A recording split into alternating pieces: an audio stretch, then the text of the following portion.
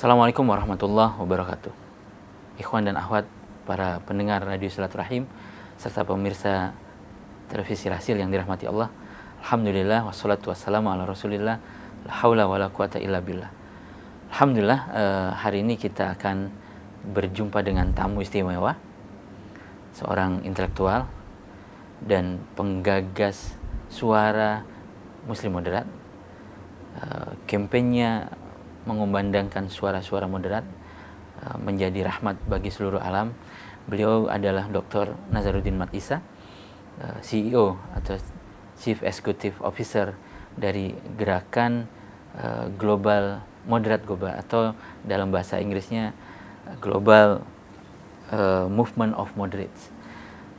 Beliau akan bersama kami selama 1 jam ke depan insyaallah, dan ikhwan dan akhwat, kita akan membincangkan problem yang hari ini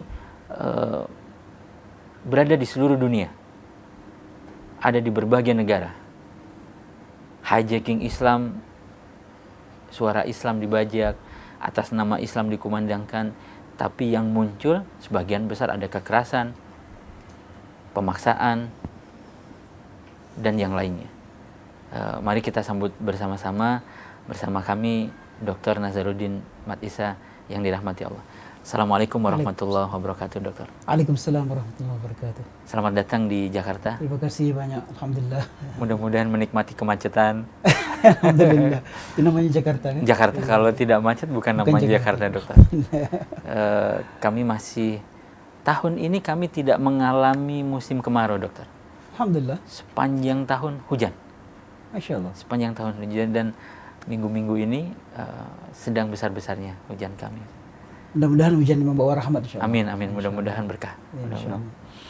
Dr. Nazaruddin Mat Isa, mohon kami diberikan pencerahan, apa misi-misi dan apakah JMM itu yang sebenarnya? Bismillahirrahmanirrahim. Alhamdulillah wassalatu wassalamu ala Rasulillah wa ala alihi wa sahbihi wa man walah wa ba'd. Saudara Heri dan sidang penonton yang dihormati sekalian, Assalamualaikum warahmatullahi ta'ala wabarakatuh. Waalaikumsalam. Terlebih dahulu saya merakamkan ucapan terima kasih di atas kesempatan yang diberikan kepada saya untuk mewakili GMM ataupun Global Movement of Moderates untuk membuat bertukar-tukar idea dan pandangan tentang usaha bersama yang mungkin boleh kita usahakan antara Malaysia dan Indonesia dalam rangka kita mendepani cabaran semasa yang sedang dihadapi oleh agama kita. Pertamanya, GMM ataupun Global Movement of Moderates, gerakan kesederhanaan global, adalah merupakan cetusan idea daripada Yang Amat Berhormat Perdana Menteri Malaysia, Datuk Seri Muhammad Najib Razak. Dalam ucapan beliau yang pertama kali diungkapkan di United Nations General Assembly pada tahun 2010, di mana beliau telah menegaskan kepada keperluan dunia untuk bangkit, menyatakan secara terbuka peperangan terhadap gerakan ekstremisme yang sedang berlaku pada ketika itu dan juga sekarang. Ucapan itu diungkapkan pada tahun 2010. Pada tahun 2012 ofisnya ataupun Resminya orang Malaysia sebut pejabat kantor di sini. Iya, kantor. Kantornya ditubuhkan di Malaysia pada tahun 2012. Dan saya telah diminta oleh Pak Najib pada tahun lepas, tahun 2015, untuk menjadi CEO yang ketiga. Ada 2 CEO sebelum saya, untuk mengepalai pergerakan ini untuk membawa suara kesederhanaan ke seluruh dunia kalau boleh. Jadi inisiatif ini adalah merupakan inisiatif daripada Perdana Menteri Malaysia untuk kita mengembangkan, dan yang lebih penting untuk kita mengangkat suara majority yang saya selalu sebut the silent majority. Mereka yang menentang keganasan ekstremisme ini sebenarnya ramai. Lebih banyak. Tapi masalahnya suara kita tidak kedengaran. Kalau dibandingkan dengan mereka yang memperjuang dan mempromosi keganasan, mereka bukan jumlah yang ramai, tetapi suara mereka di sana sini kedengaran. Dominan. Dan salah satu suara yang paling dominan yang mereka gunakan adalah ledakan bom. Satu bom di sana, satu bom di Sarina, satu bom di Baghdad, satu bom di mana-mana. Jadi seolah-olah mereka itu yang mewakili agama kita. Padahal mereka tidak mewakili agama kita. Jadi gerakan ini adalah gerakan untuk kita angkat suara majority yang silent, untuk kita promosi kesederhanaan itu ke seluruh dunia. Sama ada di kalangan orang Islam maupun bukan Islam. Kerana perjuangan kesederhanaan ini adalah perjuangan agama keseluruhannya. Tidak ada agama yang mengajak kepada keganasan dan ekstremisme dan kekerasan. Jadi itulah agenda utama yang menjadi sebab utama ditubuhkan GMM. Ya. Kalau moderat ini menjadi silent majority, sebabnya kira-kira apa Ustaz ya? Sebabnya mungkin kerana kita orang Islam ini, kalau saya fokus secara Islam, kita agak complacent dengan gaya kehidupan kita. Kita sudah dididik untuk hidup secara aman. Kita sudah dididik untuk hidup secara toleran. Rendah hati, rendah budi, begitu kan. Sehingga bila berlaku satu dua insiden yang mengajak kepada keganasan, itu kita anggap sebagai suara yang tidak dominan, begitu. Tapi akhirnya jadi bahaya kepada kita. Sebab apabila kita complacent, apabila kita rasa selesa dengan kehidupan yang sedemikian, kita mungkin tidak ambil pusing dengan trend yang sedang mula berlaku dalam dunia sekarang ini atas nama agama yang ingin merosakkan agama kita, membawa gaya kehidupan ekstremisme ini sehingga menjadi fitnah kepada agama kita. Jadi kenapa suara kita yang majoriti ini tidak kedengaran? Kerana kita tidak terarah mungkin. Tidak ada motivator untuk kita bergerak bersama-sama untuk menentang. Tapi alhamdulillah mutaakhir ini sudah mula kedengaran suara-suara silent majority itu bersuara di sana sini. Dan inilah sedikit usaha yang sedang diusahakan oleh GMM. Dan saya rakamkan ucapan tahniah kepada stesen Russell, Radio Silaturahim namanya, yang saya rasa media berperanan amat besar dalam kita menangani keganasan ini. Sebab salah satu media yang digunakan oleh kumpulan pengganas ini, kalau kita namakan mereka sebagai Daesh ataupun sebagainya, cara mereka merekrut mereka yang mempromosi keganasan adalah melalui media, social media, penggunaan Facebook, Twitter dan sebagainya begitu luas digunakan.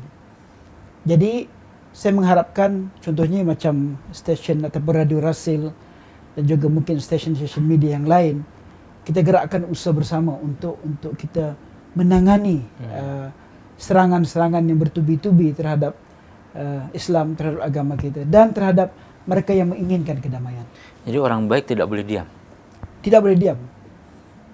Dia ada kaedah, walaupun kaedah itu mungkin tidak relevan sangat di sini, menyebut as-sukut alamatul ridha. Kalau kamu berdiam sama dengan kamu redha.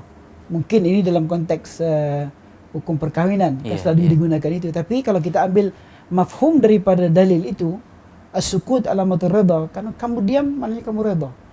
Dan ada lagi satu kaedah juga yang selalu kita dengarkan, ar-ridha bil ma'siyah ma'siyah wa ridha bil kufur kufur. Apabila kamu redha dengan maksiat, kamu maksiat sama dengan orang itu. Apabila kamu redha dengan kufur, kamu kufur dengan sama itu. Jadi dalam konteks ini, apabila kita berdiam dengan tren keganasan yang sedang berlaku sekarang, maknanya kita redha. Kita tidak redha. Jadi yang harus sekarang ini digerakkan, diinstitusikan dan dijadikan satu pergerakan yang lebih tersusun. Kita sekarang ini berpecah. Sana sini, di sini ada suara sedikit, di sana ada suara sedikit. Jadi kami ingin menggerakkan supaya semua suara ini disatukan untuk kita menyatakan pendirian kita yang jelas terhadap keganasan ini.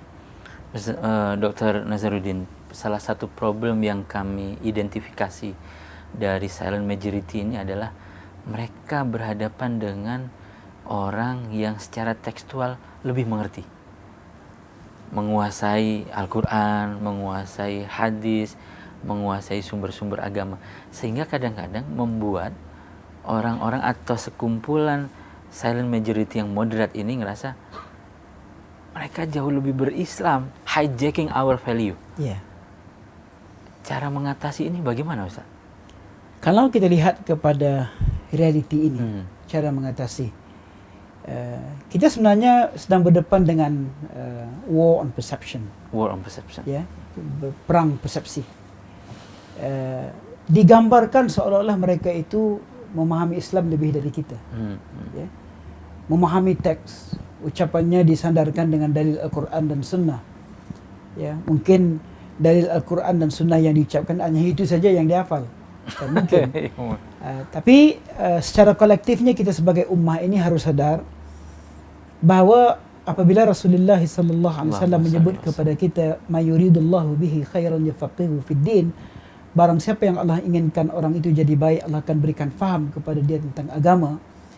Yang harus diangkat sekarang ini dalam konteks ummahnya adalah mengangkat kefahaman kita terhadap agama. Dan ini kejahilan umat ini sebenarnya satu wabak yang amat serius. Bagi saya wabak yang kalau tidak diobati secara hati-hati, kita akan terus berdepan dengan cabaran-cabaran yang mungkin lebih dahsyat daripada cabaran semasa. Jadi dalam menangani isu ini, kita harus mendidik masyarakat supaya faham apa itu tuntutan agama kepada mereka dan apa yang dituntut daripada mereka itu terhadap agama. Satu. Yang kedua, harus dididik dalam masyarakat sekarang ini apa yang kita sebut sebagai fiqhut tabayyun. Mesti ada fiqh tabayyun. Maknanya sebelum mempercayai sesuatu berita, sesuatu maklumat yang sampai kepada kita, khasnya anak-anak muda kita, yang sekarang ini hampir setiap orang memiliki smartphone, boleh akses kepada Facebook, boleh akses kepada Twitter, Instagram, apa saja, kan, apps yang berbagai-bagai ini harus dibentuk di kalangan kita ini, muda baik, tua baik. Apabila maklumat itu sampai kepada kita, tabayun dulu. Kan Quran menyebut kepada kita, "A'udzubillahi minasyaitonirrajim, ya ayyuhalladzina amanu in ja'akum fasiqun binaba'in fatabayyanu." Jadi konsep fiqhut tabayyun ini harus dibentuk di dalam masyarakat kita. Sebelum kita mempercayai sesuatu berita, betul atau tidak berita ini, sahih ataupun tidak, dari sumber yang asli atau bagaimana. Kadang-kadang dikut hadis, betulkah hadis daripada Rasulullah sallallahu alaihi wasallam? Dikut tafsiran ayat-ayat Al-Quran, betulkah itu tafsiran yang sebenarnya terhadap ayat yang selalu dimainkan, contohnya tentang jihad. Adakah jihad itu maknanya bunuh? Adakah jihad itu maknanya qital? Adakah jihad itu tidak ada lain maknanya melainkan perang? Sedangkan seperti mana yang kita sedia maklum, dari segi bahasa saja jihad itu maksudnya badlul juhud. Kita berusaha dengan sungguh-sungguh untuk melahirkan sesuatu. Contohnya bagi mereka yang masih kuliah, kalau berusaha bersungguh-sungguh sehingga mencapai keputusan yang terbaik, itu bagi saya adalah jihad, ataupun bagi kita adalah jihad. Kita berkhidmat sebagai penjawat awam dengan pemerintah contohnya. Apabila kita berusaha untuk melahirkan sesuatu, mengelakkan diri daripada rasuah, mengelakkan diri daripada curi tulang dan sebagainya, itu adalah jihad. Kan jihad itu tidak semestinya qital, bukan. Sebab bukan semua mafhum jihad itu adalah qital. Salah satu daripada tuntutan jihad adalah qital, tapi bukan semua. Jadi tafsiran-tafsiran beginilah yang harus kita dedahkan kepada masyarakat. Cuma saya melihat dalam tren yang ada sekarang ini, ledakan maklumat yang terlampau banyak ini sudah luar biasa. Kan sudah sampai kepada peringkat Syekh Google ini lebih dipercayai daripada Syekh yang sebenar. Syuyuh kita yang yang sebenar, kan. Syekh Google lebih dipercayai daripada Ibnu Katsir mungkin. Kan Syekh Google lebih dipercayai daripada At-Tabari mungkin, ataupun Imam Nawawi, ataupun Imam Syafi'i dan sebagainya. Jadi ledakan maklumat ini, Allahu a'lam, harus dididik masyarakat kita ni untuk tadi memiliki fiqhut tabayyun. Ikhwan dan akhwat yang dirahmati Allah, Dr. Nazaruddin Mat Isa adalah seorang intelektual yang terpandang di Malaysia, aktif dalam pergerakan Islam sejak dahulu, dan hari ini terlibat dalam gerakan GMM, Global Movement of Moderates. Dan yang beliau sampaikan barusan tadi adalah satu fiqhut tabayyun luar biasa. Cek dulu kebenarannya. Kedua, periksa dulu kebaikannya. Kalau dia disandarkan kepada Al-Quran, kepada hadis, kepada kitab-kitab, verifikasi dulu sumbernya. Dan yang ketiga, yang saya garis bawahi, cek dulu informasi itu bermanfaat untuk orang luas atau tidak, atau malah justru memberikan mudarat kepada masyarakat. Dr. Nazaruddin, program-program apa yang dilaksanakan oleh JMM baik di Malaysia, di serantau ASEAN, maupun di dunia secara umum untuk promote dan encourage moderate thinking? Terima kasih. Kita ada 3 level di peringkat dalam negeri, di peringkat regional, dan juga di peringkat antarabangsa. Saya mohon maaf ya kalau guna istilah-istilah yang mungkin silakan dokter, silakan. Okay. Kami juga paham. Tidak. Okey. Kalau di peringkat dalam negeri, tumpuan saya lebih kepada mempromosi pahaman kesederhanaan di kalangan anak-anak muda. Khasnya mahasiswa universiti contohnya. Di JMM kami sudah menandatangani MOU bersama dengan 3 universiti untuk kita manfaatkan kepakaran dalam bidang research di universiti tersebut, dan kita gunakan juga premis-premis universiti ini untuk mempromosi kesederhanaan. Contohnya kita telah mengadakan satu MOU bersama dengan UKM, Universiti Kebangsaan Malaysia, di mana antara program yang telah kami anjurkan adalah satu forum yang berkaitan dengan persepsi keganasan. Persepsi ini juga kadang-kadang boleh mengajak kepada keganasan. Jadi kita aturkan forum itu. Dan insya-Allah pada bulan Disember nanti kita akan menganjurkan satu International Seminar on the Role of Islam and World Peace. Seminar antarabangsa peranan Islam dalam keamanan dunia. Di mana kita panggil pakar-pakar dari peringkat antarabangsa untuk membentang kertas kerja dan kita bincangkan di situ. Kemudian bersama dengan universiti-universiti lain, begitulah juga program yang kita buat. Selain daripada itu, di peringkat dalam negeri juga kita telah menganjurkan baru-baru ini contohnya apa yang kita sebut sebagai Creative Content Workshop. Creative Content Workshop ini kita panggil round pertama, kita panggil media. Macam Pak Rasil ni, Radio Rasil ni, kita panggil media untuk mereka memberikan taklimat tentang bagaimana media boleh digunakan untuk mempromosi kesederhanaan. Round kedua kita adakan program bersama dengan artis komik yang melukis komik. Kami kenal pasti anak-anak muda yang kami ambil daripada universiti sejumlah, dan kami himpunkan mereka bersama dengan artis-artis komik. Kami minta artis-artis ini untuk berikan expert mereka. Komikus ini Muslim kah? Tidak Campur. Campur. Kemudian dihasilkan komik menentang keganasan. Sebab pendekatan komik ini sebenarnya pendekatan yang menarik. Sangat efektif. Saya sendiri tidak tahu sebab mungkin bukan sudah zaman saya tentang komik ini kan. Tapi bila saya lihat komik itu di Indonesia, kejayaan komik ini sudah sampai kepada peringkat yang saya rasa boleh dibanggakan. Hasil-hasil beberapa orang tokoh-tokoh, Nurul Huda contohnya, menghasilkan komik. Nasir Abbas contohnya menghasilkan menjadi komik. Jadi kita ambil itu pengalaman Indonesia itu. Tapi saya ada satu komikus Malaysia yang saya Upin fans. Ipin. Bukan dokter. Dulu ada komikus namanya Lat. Oh ya, ini Pak. Kalau Lat ini memang top lah dari segi komiknya itu. Okey, jadi kita anjurkan satu competition.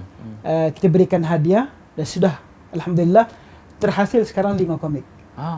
Itu yang kita buat bersama dengan anak muda. Round ketiga dalam pendekatan bersama anak muda ni, InsyaAllah akan saya anjurkan satu short video competition. Macam tadi saya bilang ada semua orang carry smartphone. Jadi bawa saja smartphone itu dalam mungkin dihasilkan video dalam 3 minit, 2 minit, persepsi mereka terhadap kesederhanaan, persepsi mereka terhadap coexistence contohnya, persepsi mereka terhadap keganasan. Nah ini insyaAllah akan kita buat ujung tahun ini. So itu di peringkat dalam negeri ya. Selain daripada series of lectures yang kita buat, engagement kita bersama dengan agensi kerajaan, saya telah memberikan talk di Kementerian Pertahanan, di bagai-bagai lah di situ. Manakala di peringkat regional, seperti mana yang ingin saya maklumkan di sini, bahawa inisiatif JMM ini sudah diangkat pada tahun 2015 sebagai ASEAN Initiative. ASEAN Initiative. Yang dipersetujui oleh semua pemimpin negara ASEAN, negara ASEAN. Dan antara program yang diwajibkan ke atas kami untuk lakukan adalah series of ASEAN Roundtable Talk. Ya. Sidang meja bulat ASEAN membicarakan topik-topik tertentu yang berkaitan dengan kesederhanaan. Yang pertama telah kami adakan di Singapura pada tahun lalu, 2015. Yang kedua insya-Allah akan kami adakan pada 25 Oktober ini di Laos, di Vientiane. Disusuli kemudiannya di Filipina. Dan insya-Allah kita akan datang ke Jakarta selepas itu. Kan untuk adakan ASEAN Roundtable Talk. Dan ini responnya amat menarik sebab kita angkat ianya sebagai inisiatif ASEAN. Ini bukan saja kerja Malaysia, ini kerja kita bersama di peringkat ASEAN. Selain daripada itu, saya mengadakan engagement dengan institusi-institusi negara ASEAN. Yang terakhir saya berada di Bangkok baru-baru ini. Saya telah mengadakan pertemuan dengan di Bangkok diwujudkan satu office di bawah pejabat Syekhul Islam, namanya Institute of Wasatiyah for Peace and Development, di mana mereka mengajak JMM untuk memberikan kursus kepada mereka tentang bagaimana cara untuk kita promosi. Di Jakarta ini juga sebenarnya ini bukan kali pertama saya ke sini, sudah amat sering ke Jakarta ini. Kita juga mengadakan engagement dengan organisasi-organisasi yang sini dipanggil Ormas ya. Ormas.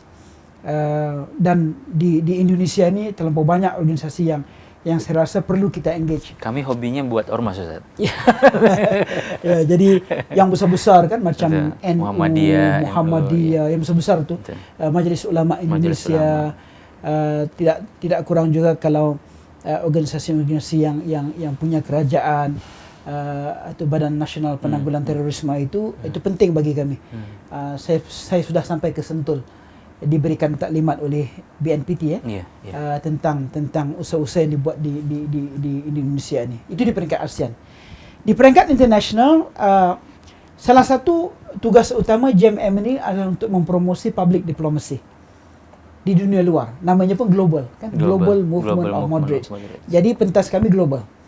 Jadi saya sudah sejak mula di office November lepas hingga ke hari ini, hampir setahun sudah, saya sudah buat engagement di peringkat international. Contohnya dengan agensi di United Nations. Kita berhubung baik dengan United Nations Alliance of Civilization yang berpengkalan di New York contohnya.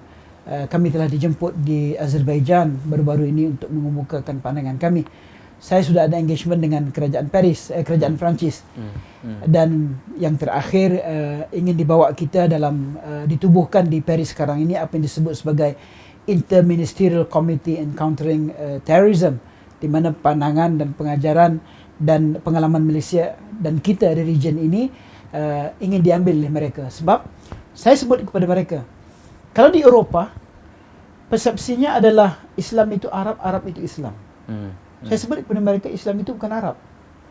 Kalau dari segi jumlah orang Islam di dunia sebelah sini jauh lebih ramai daripada Arab.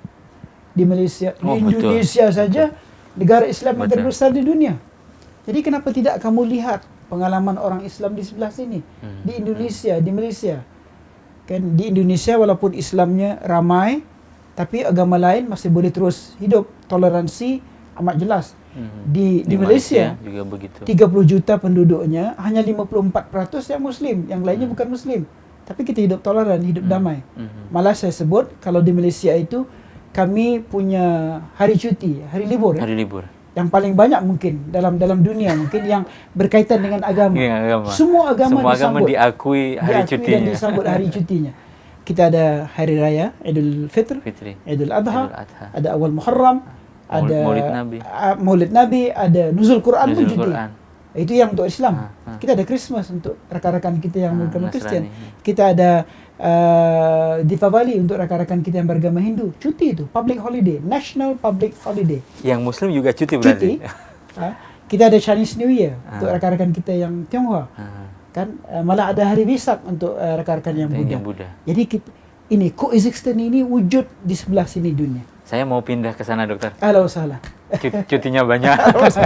Saya bilang kamu di Eropah, kamu bilang tentang freedom of religion, but yet banyak hal-hal yang berkaitan religion ini it's not really that freedom dapat. Jadi belajarlah daripada kami, saya bilang. Jadi ini promosi di peringkat antarabangsa. Baru-baru ini saya di Australia. Saya dijemput oleh Department of Attorney General mereka ada satu department khas di bawah Attorney General itu yang menangani hal-hal keganasan, counter violence extremism unit begitu. Jadi kita exchange, kita tukar-tukar pengalaman, pandangan dan sebagainya. Jadi promosi di peringkat dunia antarabangsa ini sedang juga kami usahakan. Contohnya saya akan ke UK pada bulan di November ini, dijemput ke Coventry Peace Talk. Jadi insyaAllah akan saya gunakan kesempatan itu untuk mempromosi kesederhanaan secara holistik, tapi juga akan saya fokuskan tentang peranan Islam nanti dalam menangani keganasan. Apa yang ditonton oleh dunia Barat terhadap apa yang sedang berlaku khasnya di Timur Tengah, yang dipertontonkan oleh kumpulan-kumpulan kecil ini, itu tidak mewakili suara kita. Dia tidak mewakili suara kita orang Islam. Itu yang sedang kita usahakan, insyaAllah. Baik, dokter. Ikhwan dan akhwat, tadi berkali-kali Dr. Nazaruddin Mat Isa menyampaikan kesederhanaan. Maksudnya, kalau di dalam bahasa Malaysia, kesederhanaan itu adalah terjemahan dari moderat. Kami di sini langsung sebut moderat saja, Ustaz. Okay. Tidak, kami adaptasi semua. Kalau di Malaysia ditukar menjadi bahasa Melayu. Ikhwan dan akhwat yang dirahmati Allah, kami berhenti sejenak dan insya Allah selepas ini segera kembali.